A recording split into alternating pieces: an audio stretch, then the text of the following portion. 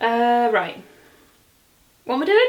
Making a cake. Right, okay. I was just about to start this, but it feels wrong to not have some kind of hot beverage within my grasp. So I'm gonna put the kettle on first. I'll be right back. Okay, I have a mug to hold. I no longer have to flap my arms about uncontrollably, not knowing what to do with them. I can now hold a mug and feel at peace. Hey guys, welcome back to my channel. Hope you're all doing really well. I am always so aware that sometimes I turn this camera on and it must really come across that I don't know why I've turned this camera on today. Today's one of those days, my friend. What's this gonna be? Who knows? Buckle up, strap yourselves in. I can only describe this as one of my existential crisis videos. They tend to pepper throughout my channel. Every so often I'll just film something and I can only assume that people watching it must be like, this girl has lost the plot officially. Kind of where we're at today. I don't really know what I'm going to talk about, but there is a task at hand at least. At least I can busy myself while I ramble about the deepest, darkest thoughts of my own brain. Today my task is to make Adam's birthday cake. If you've been around for a while, you might remember when I did this last year. I feel like the word disaster would be an understatement. It looks like it's been made by a 4-year-old. I'm like half laughing, half sulking because it's so bad. I think it's going to taste delicious though, right? I don't know. Here it is, my delicious cake. Oh no, wait. So I feel that there's a score to be settled here. I need to try and redeem myself a little. I will say though that I was off to a loser last year because you might also remember that I came to make the cake last year and realised that we didn't actually have any cake tins, but then a really weird thing happened where I went to walk to the shops on the hunt for a cake tin and someone had left one out on their hedge. Some would say it was thrifty and a bit of a universal miracle. Others would call it fundamentally disgusting. I've since realised that it's actually a bit of a weird like community thing that people do around here. A lot of houses around here have very kind of low hedges. It's kind of the vibe of the cottagey style house around here. And people tend to just leave all their like secondhand crap out on these hedges. So it's a bit of a blue Peter bring and buy sale. You'll be pleased to know I now own cake tins. Bloody hell.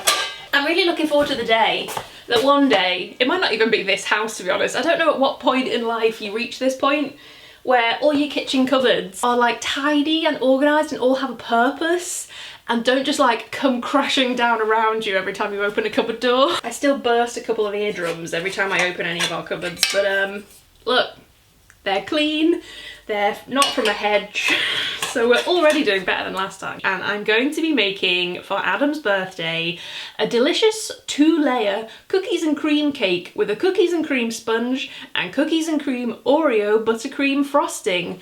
Apparently easy and delicious. Here's what it is supposed to look like. Let me just give you a little sneak peek there. I'm sure it will look almost identical to this. We're gonna preheat the oven. We're gonna get this show on the road. Let's go for a 160 fan, everybody. A 160 fan. The most iconic thing I own is out for this occasion today. This is my Tracy Beaker bowl. This is basically just a fundamental part of my personality these days.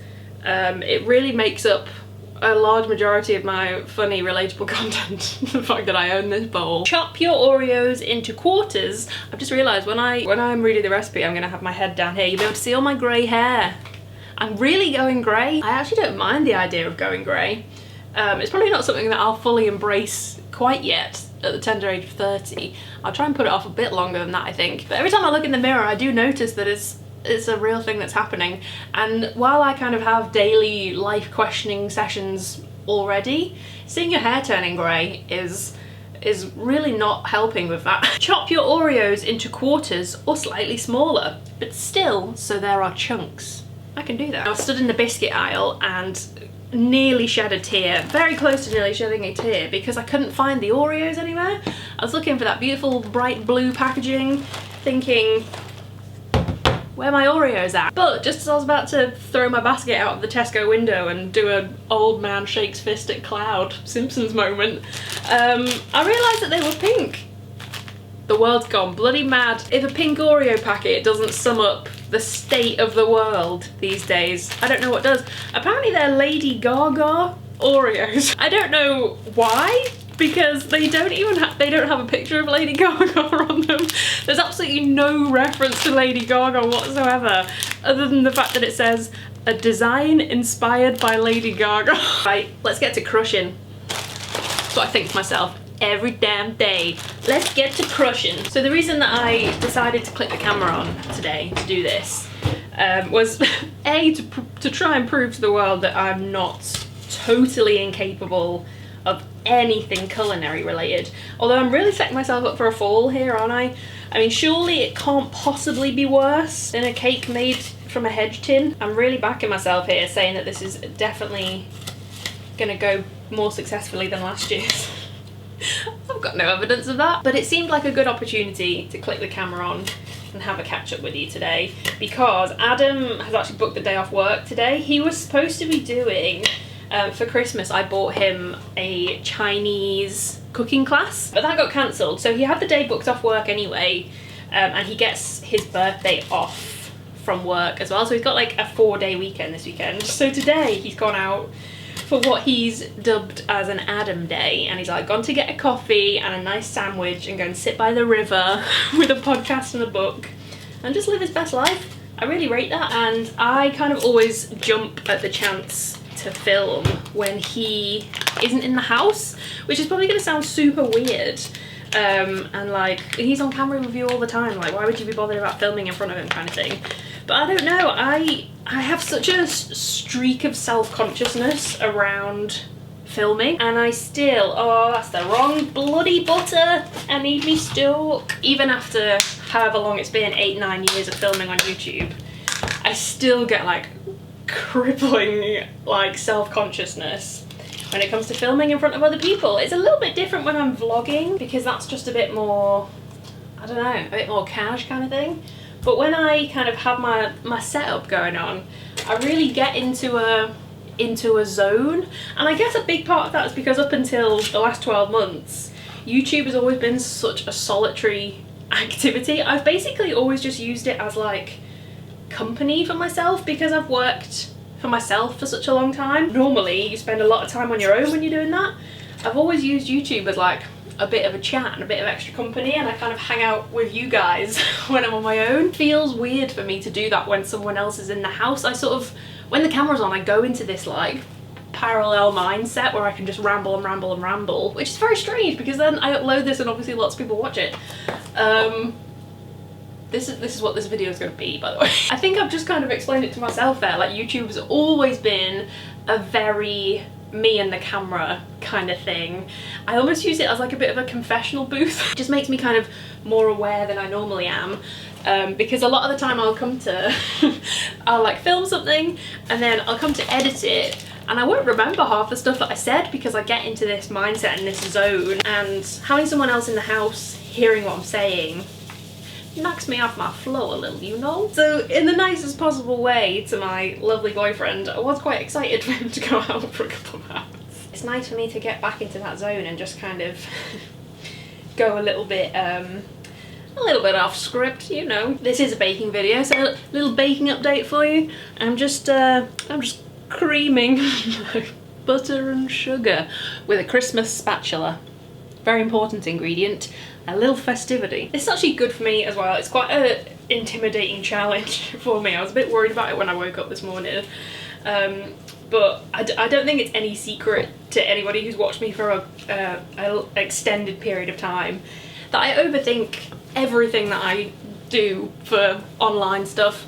I mean, every aspect of my life really. I overthink it until life loses all meaning. I overthink all the videos that I make and stuff, and I come up with an idea and then talk myself out of it. That's kind of how my creative process likes to unfold. I come up with what is actually probably a pretty good idea. I don't trust myself enough to just get stuck in with it, so I start planning and making notes and thinking about it into such minute perfectionist detail that by the time I've finished making notes, it's turned into a monster that I can't control anymore and I can't do it. It becomes too intimidating. That is pretty much what happens with every idea I ever have. I don't upload as regularly as I should really, because I like to destroy my own ideas until I'm a broken shell of a woman. Speaking of broken shells, guess how many eggs this cake contains? Not 1, not 2, not 3, not 4, 5 eggs. Are you joking? Oh, nice big bit of shell in there. Didn't invite you, shell. I don't know who you think you are, love. So this is like a good exercise for me to just click and talk, you know? Click and talk. Keep it snappy, keep it fast, keep it off the cuff. One of my major flaws as a human being, I guess, is that I like to be guaranteed that something's going to have a successful outcome. Otherwise, I feel like a failure. Wow, this has turned into a therapy session. The whole overthinking thing has then become... This has got a really weird texture. Do I need to start this again? I'm not even going to show you it because it looks very weird. We're going to keep going. We're going to keep going. The overthinking thing then becomes even more of a cacophony of delights when you add in the fact that I've literally got nothing to talk about. I've got the same feeling at the moment with turning the camera on as I do with like Zoom chats. I want to see people, I want to hang out with them, but I've got nothing to say. I've got nothing to contribute to a conversation. I'm sure so many people feel like that at the moment, where you're just like, it's lovely to see you, but I've got nothing to say. So all I can do really is just turn the camera on and ramble for 20 minutes and hopefully keep you company with some background noise. That's the best I can offer you right now. Take it or leave it. I really do apologise if that's been kind of evident when you've watched my videos or my vlogs over the past few months. I've just got no ideas at the moment. I feel like I'm pouring from an empty cup slightly. Maybe not an empty cup, maybe a particularly unappealing, lukewarm, several hours old cup of tea is probably a more accurate metaphor for this. It's now been such a long time since I've done the things that make me me, laughing till I cry with my friends and hugging my mum and sitting in a coffee shop and getting inspired to write something for hours. These are all the things that fundamentally I've always associated with me, and because it's now been such a long time since I've done any of those things, I really do feel like I've lost a sense of my own identity, and I feel quite lost almost, which sounds really sad. Say it in a tiny little voice while wearing denim dungarees. I feel a bit lost. Yeah, I just feel a little bit like I've lost myself. I'm sure so many people feel exactly the same as well. I feel like I've lost myself. I don't even really know what I enjoy anymore. I've lost what I feel excited to talk about, and like I've kind of lost the thread of what I'm doing a bit. When I was talking to Jenny about it the other day, and like even a small example of it is like I feel like I've lost how I like to dress, because we've all just reached for a pair of leggings and a big jumper for 10 months now.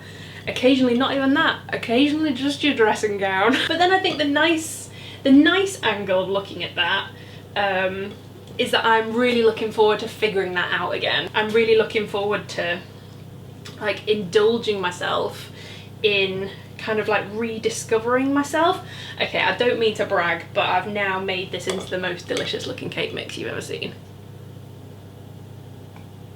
Look at that. 1 teaspoon of vanilla extract. That would be a really good drag name actually. Vanilla extract. Shantae, you stay. It will be such a treat to rediscover yourself, won't it? If you are also feeling a bit like an empty shell at the moment. That's a lot of vanilla. Do I like vanilla that much? 1 teaspoon, doesn't sound like much. Looks like Calpol. Calpol cake. To be fair, that strawberry Calpol bangs. I mean, I haven't had it in 25 years, but I remember specifically it bangs. One thing I'm really looking forward to so much is going to the theatre.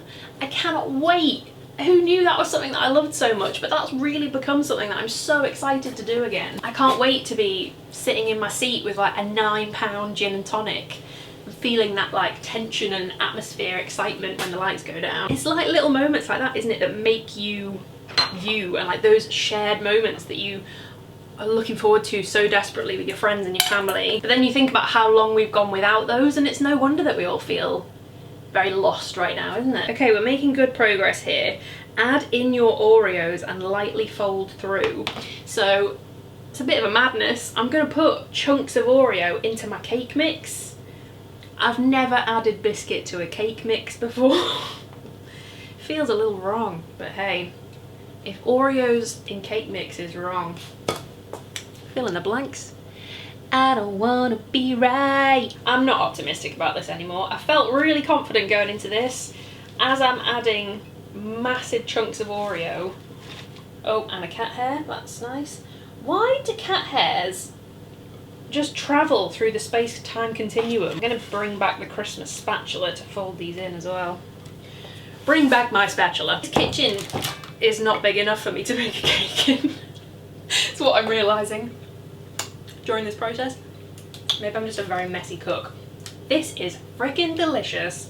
Oh my god, get me on the baker. I suppose the final result is what matters, isn't it? But if it was the Great British Cake Mix-Off, I'd win that shit. When I'm using like a large spoon to serve something like this, I always want to make it really like slop down, like I'm in Oliver Twist. Be like, here's your gruel. Must be my inner Victorian past life. And they are going in the oven for 28 minutes. Bloody hell, I haven't got all day. Now it looks a little like the surface of the moon, which I'm not sure is what Paul Hollywood's looking for. Lucy, your cake's overworked. Your cake's overbaked. It's not a good crumb. Godspeed, little cakes. Say a little prayer for you. Let's go for 20. We'll check on them in 20. I reckon. Got to do the washing up now. That is the worst part of baking, is that you literally destroy the entire kitchen. Don't juggle with eggs. What am I doing? Again, I mean, I'm probably 20 minutes into this video now. I haven't got a clue what I've just talked about. I think I spoke about feeling lost. It's had like a weird impact on my mindset recently as well though, because like I'm someone who, for the past couple of years, I've just stopped trying to have a life plan, because I mean, what's the point? It never works out how you want it to. Life's full of curveballs that like to grab you by the pigtails like Amanda Thripp and just swing you around and chuck you over the railings, Miss Trunchbull style. I've believed for the past couple of years that there's no point in having a life plan, but I have definitely found myself questioning that more at the moment, because I feel lost on like a smaller scale and like a more short-term scale. I think it's rubbing off on my like more long-term scale as well. Like, I don't know what I want to do. What do I want to do with this life? I mean, right now I'm eating cake mix off a Christmas spatula. What am I doing? Yeah, I've like, that question has just been hanging over my head recently. And I know there's no point in trying to work it out, because no one has an answer to that. No one knows what they're doing. But I would quite like to figure it out in slightly more detail than I have right now, because I couldn't fill in the blanks for anything right now. I wish I kind of just knew what my dreams were. Do you think that as you get older you let go of your dreams more and you start kind of like living in reality a bit more? That seems a bit sad though.